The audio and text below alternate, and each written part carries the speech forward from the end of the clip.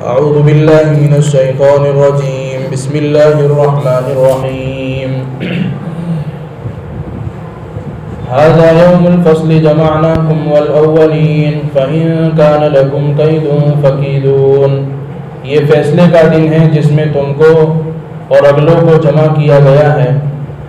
اور اگر تمہارے پاس اگر کوئی داؤ ہے تو اس داؤ کو چل لو. وَيْلٌ يَوْمَئِذٍ لِّلْمُكَذِّبِينَ، اور ہلاکتی ہے اس دن جھٹلانے والوں کے لیے. إِنَّ الْمُتَّقِينَ فِي ضَلَالٍ وَعُيُونٍ وَفَوَاكِهَ مِمَّا يَشْتَهُونَ كُلُوا وَاشْرَبُوا هَنِيئًا بِمَا كُنتُمْ تَعْمَلُونَ إِنَّا كَذَلِكَ نَجْزِي الْمُحْسِنِينَ. یقیناً اللہ سے ڈرنے والوں کے لیے وہاں پر جو ہے اللہ سے ڈرنے والے سائے میں ہوں گے اور نہروں میں ہوں گے، اور ان کے لیے ان کی چاہت کے میوے ہوں گے. ان کو کہا جائے گا کہ کھاؤ اور پیو مزے سے اس چیز کے بدلے میں جو دنیا میں تم عمل کر کے آئے، اور یقیناً ہم جو ہے نیک کام کرنے والوں کے ساتھ ایسا ہی معاملہ کرتے ہیں. وَيْلٌ يَوْمَئِذٍ لِّلْمُكَذِّبِينَ، اور ہلاکتی ہے اس دن جھٹلانے والوں کے لیے. اور ان سے کہا جائے گا کُلُوا وَتَمَتَّعُوا قَلِيلًا إِنَّكُمْ مُجْرِمُونَ، تم تھوڑا سا کھا لو، مزہ اڑا لو، تم کیونکہ تم تو مجرم ہو. وَيْلٌ يَوْمَئِذٍ لِّلْمُكَذِّبِينَ، اور اس دن جھٹلانے والوں کے لیے ہلاکتی ہے. وَإِذَا قِيلَ لَهُمُ ارْكَعُوا لَا يَرْكَعُونَ، اور جب ان سے کہا جاتا تھا کہ جھکو تو وہ نہیں جھکتے تھے. وَيْلٌ يَوْمَئِذٍ لِّلْمُكَذِّبِينَ فَبِأَيِّ حَدِيثٍ بَعْدَهُ يُؤْمِنُونَ، اور اس دن جھٹلانے والوں کے لیے ہلاکتی ہے. اور اس کے بعد جب یہ ان باتوں پر ایمان نہیں لائے تو اس کے علاوہ اور کون سی بات ہے جس پر یہ لوگ ایمان لائیں گے. اب ان آخری آیتوں کے اندر اللہ تبارک و تعالیٰ جو ہے ایمان والوں کا تذکرہ کرتے ہیں کہ ایمان والوں کے ساتھ کل قیامت کے دن کیسا معاملہ ہوگا، اور جو لوگ ایمان نہیں لائے ہیں ان کے ساتھ ہم کیسا معاملہ کریں گے. تو سب سے پہلی جو آیت تلاوت کی گئی اس کا ترجمہ کیا گیا. تو اللہ تبارک و تعالیٰ بتاتے ہیں کہ یہی فیصلے کا دن ہے جس میں ہم نے تم کو اور پہلوں کو جمع کیا ہے. یعنی اس وقت سب کو جمع کرنے کا جو مقصد ہوگا اللہ کا، تاکہ اللہ تبارک و تعالیٰ اچھے اور بروں کے درمیان فیصلہ کرتے ہوئے کہ آج فیصلے کا دن ہے کہ کون اچھا ہے کون برا ہے. دنیا میں تو ہر ایک آدمی اپنے آپ کو اچھا ہی کہتا ہے، برا ہوتا ہے تو بھی سمجھتا ہے کہ میں سب سے اچھا ہوں، ہے کہ نہیں. تو کل قیامت دن اللہ تبارک و تعالیٰ جو ہے فیصلہ کر دیں گے، اور اللہ تبارک و تعالیٰ کے جمع کرنے کا مقصد بھی یہی ہوگا کہ آج ہم نے تم کو اس لیے جمع کیا ہے کہ آج فیصلے کا دن ہے، کہ آج پتہ چلے گا کہ کون جو ہے اچھا ہے اور کون برا ہے. اور دوسرا آگے جو آیت آ رہی فَإِن كَانَ لَكُمْ كَيْدٌ فَكِيدُونَ، اللہ ان لوگوں سے کہیں گے کہ اب بتاؤ تمہارے پاس جو ہے کوئی بھاگنے کا راستہ ہے، کوئی داؤ ایسا ہے جس کے تم آج بھی بچ کر چلے جاؤ. یہاں پر جو ہے عبداللہ ابن عباس رضی اللہ تعالیٰ عنہ جو مفسر قرآن ہیں، انہوں نے اس آیت کی تفسیر یہ کی ہے کہ اس امت کے ماننے والے اور اگلی امتوں کے انبیاء علیہ السلام کے جو ماننے والے ہوں گے ان کو الگ کیا جائے گا، اور نہ ماننے والوں کو بھی الگ کیا جائے گا. یعنی اس امت کے نبی، اللہ کے نبی علیہ السلام کے نہ ماننے والے، اور پچھلے جتنے بھی انبیاء علیہ السلام آئے ہیں ان دونوں کے نہ ماننے والوں کو الگ کیا جائے گا، ایک جگہ پر جمع کیا جائے گا، اور ان سے یوں پوچھا جائے گا فَإِن كَانَ لَكُمْ كَيْدٌ فَكِيدُونَ، کیا تمہارے پاس ایسی کوئی چال ہے، ایسا کوئی داؤ ہے آج کہ تم آج بچ کر چلے جاؤ. دنیا میں تو تم نے نبیوں کو جھوٹا قرار دے دیا، ان کو ستایا، ان کو جو ہے تم نے مارا، اور جو ہے دنیا کے اندر تم نے موت کا بھی انکار کیا، آخرت کا بھی انکار کیا، قیامت کا بھی انکار کرتے تھے، اور باتیں بنا کے جو ہے ان کے پاس سے چلے جاتے تھے. لیکن آج بتاؤ تمہارے پاس ایسی کوئی چال ہے؟ چلو اگر کوئی چال تمہارے پاس ایسی چال ہے تو فقیدون، اللہ کہتے ہیں کہ چلو مجھ پر چال. لیکن ان کے پاس جو ہے اس وقت کوئی چال نہیں ہوگی، کوئی بھاگنے کا راستہ نہیں ہوگا، کیونکہ ساری چیزیں ان کو سامنے نظر آئیں گی. تو پھر اللہ تبارک و تعالیٰ فرماتے ہیں وَيْلٌ يَوْمَئِذٍ لِّلْمُكَذِّبِينَ، ایسے دن کے جھٹلانے والوں کے لیے بڑی ہلاکتی ہے. یعنی اس وقت بھی جو ہے ساری چیزیں سامنے آ گئی ہوگی، پھر بھی یہ لوگ جھٹلائیں گے تو ان کے لیے ہلاکتی ہے، ویل ہے. اب اللہ تبارک و تعالیٰ ایمان والوں کا تذکرہ کر رہے ہیں. اِنَّ الْمُتَّقِينَ، یقیناً ڈرنے والوں سے مراد وہ لوگ ہیں جو اپنے آپ کو گناہوں سے بچاتے ہیں. یہاں پر ڈرنے والوں سے مراد گناہوں سے بچانا بھی لکھا ہے کہ جو اپنے آپ کو گناہوں سے بچاتے ہیں ان لوگوں کے لیے،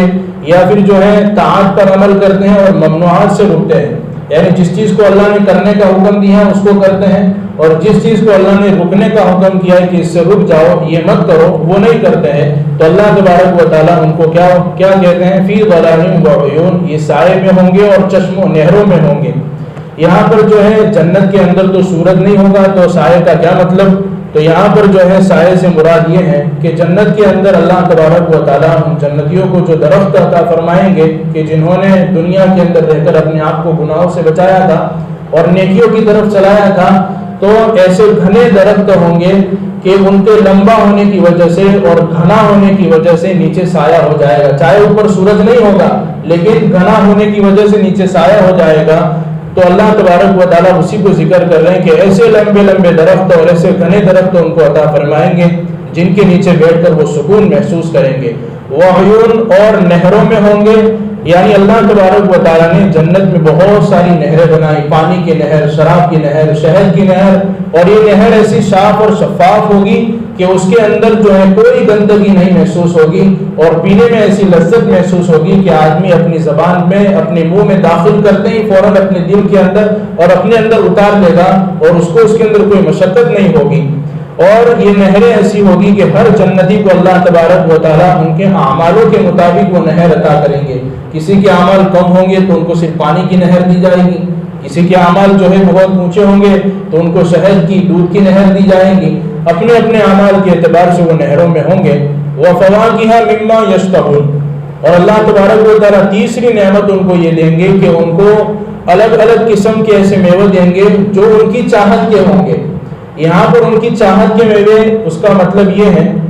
کہ دنیا میں جو پھل ہوتا ہے، چاہے وہ کوئی بھی پھل کھائے سب کو ایک جیسا لگتا ہے، اگر میں کھاؤں تو مجھے بھی ویسا ہی میٹھا لگے گا، سامنے والا کھائے تو اس کو بھی ویسا ہی میٹھا لگے گا جیسے میں نے میٹھا کھایا ہے۔ لیکن جنت کے اندر جو پھل اللہ تبارک و تعالیٰ جنتیوں کو دیں گے اس کے مٹھاس میں فرق ہوگا، کہ اگر میرے اعمال اچھے ہیں تو میں پھل کھاؤں تو اس کے اندر مٹھاس الگ ہوگی، اگر وہی پھل کوئی دوسرا آدمی کھائے گا اس کے اعمال بہت اونچے ہیں تو اس کو مٹھاس اور زیادہ محسوس ہوگی۔ تو اپنی اپنی چاہت کے اعتبار سے اس کے اندر اللہ مٹھاس ڈال دیں گے جیسے اعمال ہوں گے۔ تو اسی لیے یہاں پر فرمایا وَفَوَاكِهَ مِمَّا يَشْتَهُونَ، ان کے چاہت کے میوے ہوں گے، یعنی جیسے اعمال تمہارے ہوں گے اس پھل کے اندر مٹھاس اللہ تبارک و تعالیٰ ڈال دے گا۔ کُلُوا وَاشْرَبُوا، پھر اللہ تبارک و تعالیٰ کہیں گے، یعنی جب میوے کو کھانے کا حکم دیا جائے گا تو کہیں گے کھاؤ اور پیو مزے سے۔ ہنی کہتے ہیں ایسے مزے سے کہ کھانے کے اندر کوئی مشقت نہیں ہوگی اور کھانے کے بعد کوئی گلا شکوہ نہیں ہوگا کہ اتنا کم کیوں کھایا، اتنا زیادہ کیوں کھایا، ارے کم کھاؤ پیٹ بڑھ جائے گا، یہ ہو جائے گا، فلاں ہو جائے گا، کہ دنیا کے اندر ساری چیزیں ہوتی ہیں آدمی کے ساتھ کہ اگر اتنا کھاؤں گے تو یہ فلانی بیماری ہو جائے گی۔ تو لیکن جنت کی نعمت اللہ تبارک و تعالیٰ جب جنتیوں کو کھانے کا حکم دیں گے کہ کلوا واشربوا، کھاؤ پیو ہنیئا، مزے کے ساتھ، یعنی کھانے میں تم کو نہ کوئی مشقت ہوگی اور نہ کھانے کے بعد تم کو کوئی پوچھے گا کہ اتنا کم کیوں کھایا، اتنا زیادہ کیوں کھایا، تم جتنا چاہتے ہو کھاؤ۔ بما کنتم تعملون، یہ کس وجہ سے ہوگا؟ یہ اس وجہ سے ہوگا کہ دنیا میں جو تم عمل اچھے کر کے آئے ہو اس کے بدلے میں اللہ تم کو نعمتیں دیں گے، یعنی عمل کے اوپر جنت کی نعمتیں ملنے کے اللہ تبارک و تعالیٰ کے وعدے ہیں، بغیر عمل کے جنت کی نعمت کے وعدے نہیں ہیں۔ تو عمل کریں گے دنیا کے اندر طاعت کے ساتھ، اور اللہ کے نبی علیہ الصلوۃ والسلام نے جن باتوں کو حکم کرنے کو کہا اور اس کو کر گزرنا،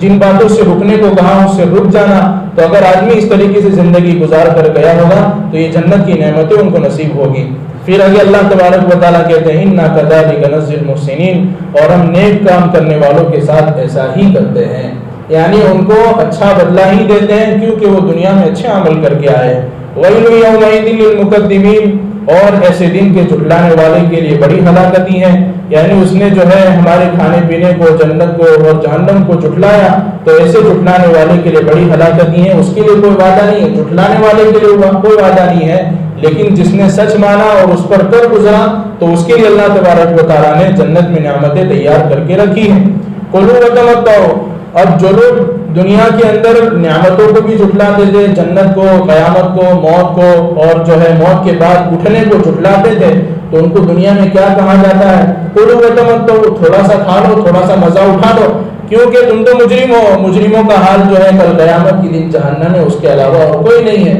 دنیا میں تھوڑا سا مزہ اٹھا لو، ہم کو کیا لگتا ہے کہ ہم پریشانی میں ہیں، لیکن جو کافر ہے وہ بڑا مزے کے اندر ہے، اس کو کوئی تکلیف نہیں ہے. لیکن یہ دنیا کی جو اس کے پاس راحت ہے، آخرت میں اس کے لیے ہمیشہ ہمیشہ کے لیے ہلاکت ہی ہوگی. تو اللہ تبارک و تعالیٰ ان کو کہتے ہیں کلوا وتمتعوا قلیلا، تم تھوڑا سا کھا لو پی لو مزہ اڑا لو، انکم مجرمون، تم مجرم ہو. یعنی مجرم ہونے کا مطلب یہ ہے کہ تم دنیا میں جو مجرم ٹھہرائے گئے آخرت میں بھی مجرم ٹھہرائے جاؤ گے، اور تمہارے لیے ہمیشہ ہمیشہ کی جنت جہنم ہم نے تیار کر کے رکھی ہے. وَيْلٌ يَوْمَئِذٍ لِّلْمُكَذِّبِينَ، ایسے دن کے جھٹلانے والوں کے لیے ہلاکتی ہے، ویل ہے. وَإِذَا قِيلَ لَهُمُ ارْكَعُوا لَا يَرْكَعُونَ، جب آپ ان سے کہتے تھے کہ رکوع کرو جھک جاؤ، لیکن وہ جھکتے نہیں تھے. اب یہاں پر مفسرین نے دو مطلب اس کے لکھے ہیں کہ جو انبیاء علیہ الصلوۃ والسلام ان کے قوم کے پاس آئے، چاہے ہمارے نبی علیہ الصلوۃ والسلام ہمارے پاس آئے اور پچھلی امتوں کے بعد جو ہے بہت سارے انبیاء آئے، جب ان کو کہا جاتا تھا کہ اللہ کے احکام کے سامنے جھک جاؤ، یعنی مان لو اللہ کے احکام، یا پھر جو ہے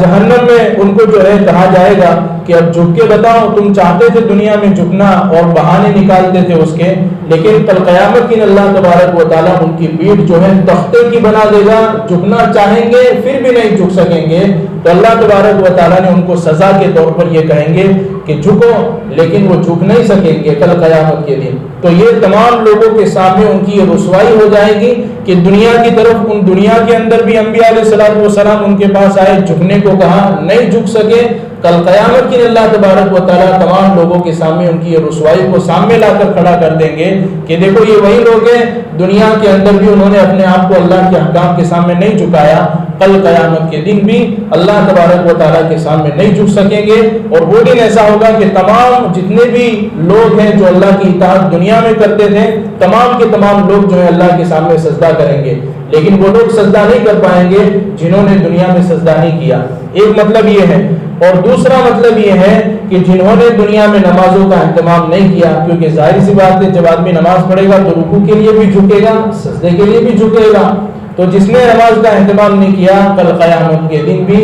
نیک بندے تو سجدوں کے اندر اللہ کے سامنے گھرے ہوئے ہوں گے، لیکن جنہوں نے نمازوں کا اہتمام نہیں کیا ان کی کمر جو ہے تختے کی بنا دی جائے گی. وہ جھکنا چاہیں گے بھی نیک بندوں کو دیکھ کر، لیکن نہیں جھک سکیں گے. اللہ ہماری حفاظت فرمائے. وَيْلٌ يَوْمَئِذٍ لِّلْمُكَذِّبِينَ، ایسے دن کے جھٹلانے والوں کے لیے ہلاکتی ہے. فَبِأَيِّ حَدِيثٍ بَعْدَهُ يُؤْمِنُونَ، اب اخیر میں اللہ تبارک و تعالیٰ اپنے نبی سے کہہ رہے ہیں کہ یہ لوگ جو ہے ان ساری باتوں پر ایمان نہیں لائے، قرآن پر ان کا ایمان نہیں ہے،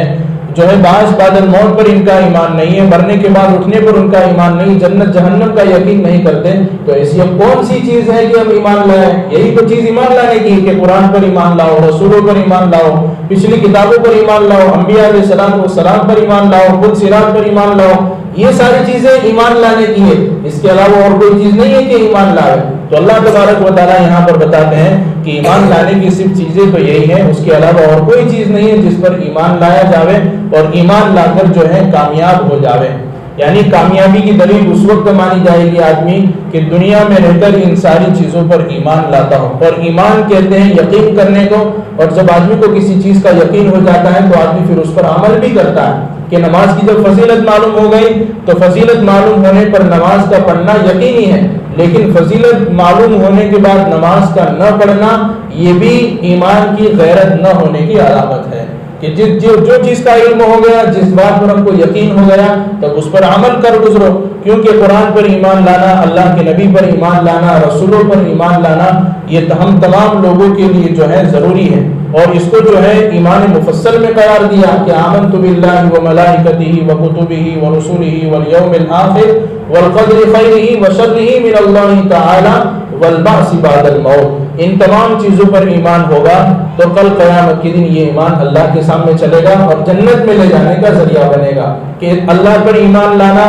رسول پر ایمان لانا، پچھلی کتابوں پر ایمان لانا، پچھلے انبیاء علیہ السلام پر ایمان لانا، جنت جہنم پر ایمان لانا، اور اسی طرح پل صراط کا یقین، اور اسی طرح جو ہے اور قبر کا یقین، حشر کا یقین، موت سے بعد میں اٹھنے کا یقین، یہ ساری چیزوں پر ایمان لانا ہمارے لیے ضروری ہے، تب جا کر یہ ساری چیزیں ہم کو جنت میں لے جانے کا ذریعہ بنے گی۔ اللہ تبارک و تعالیٰ سے دعا ہے کہ اللہ تبارک و تعالیٰ ہم سب کو ہمیشہ کی جنت نصیب فرمائے اور جہنم کی آگ سے ہماری پوری پوری حفاظت فرمائے۔ الحمدللہ جو ہمارے 29واں پارہ اور 30واں پارہ تفسیر کے اندر مکمل ہوا۔ اللہ ہم سب کو ان باتوں پر عمل کرنے کی توفیق